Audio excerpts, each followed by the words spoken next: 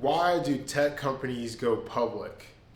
If you're on the fence of becoming a client or investor into the acquisition network, you should literally have no fear because we have full intentions of being one of the biggest tech companies in the world by going public one day.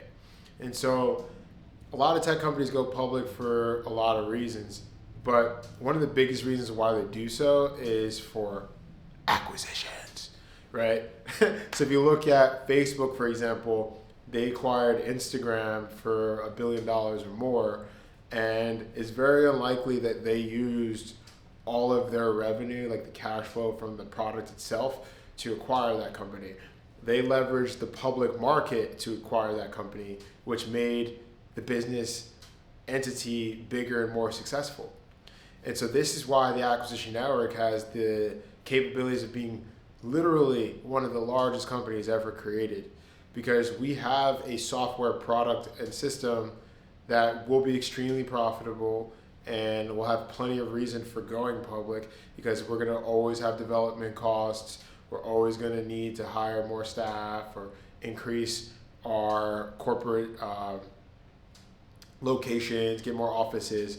But the biggest thing that we're going to be able to do is just go public, use that money to buy more businesses. And then we're going to be able to report to the public and our client base how we use that money to grow our entity and buy more businesses. And that's why our stock is always going to keep going up, because I'm going to keep innovating and developing technology and products to further the market's understanding and education of the acquisition industry. And then the more money that we raise, the more businesses that we're going to buy, which means the more we're going to be able to raise, quite frankly.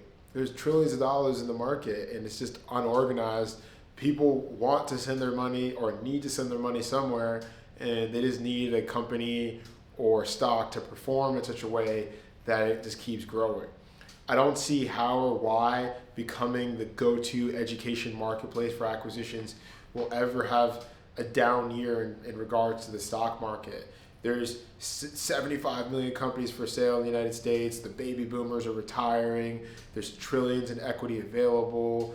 96% of people that are trying to buy can't do it. And so if we become the company that has like 20 offices around the world where clients can physically go and deploy their capital to buy businesses, I don't see why our stock would ever decrease in value.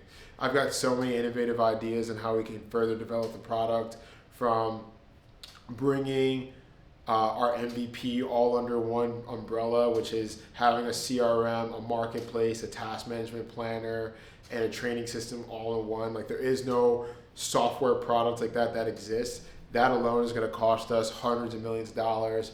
Then we're going to, like I said, always want to expand, open up more offices. And there's plenty of other innovative ideas that I'd prefer not to go over right now, but let's just say I'm always going to be able to innovate to help further expand the desire and need to educate. Eventually, we could be teaching children as low as 7 to 10 years old how to get into acquisitions through technology, through developing.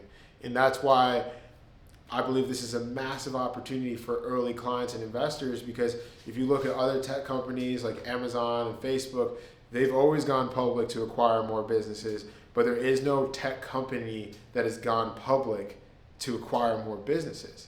And so that's literally our service and system, is to buy more businesses. So if you give us hundreds of millions of dollars, what's going to happen? We're going to be able to have 9 figures from the public market. We're going to be able to set up our own funds. We're going to be able to buy businesses like never before. And all we have to do is just be transparent and open with our community, with our shareholders, show how we are acquiring and growing them, hire excellent marketers and operators to become more effective in our acquisitions, and then the stock is always going to go up.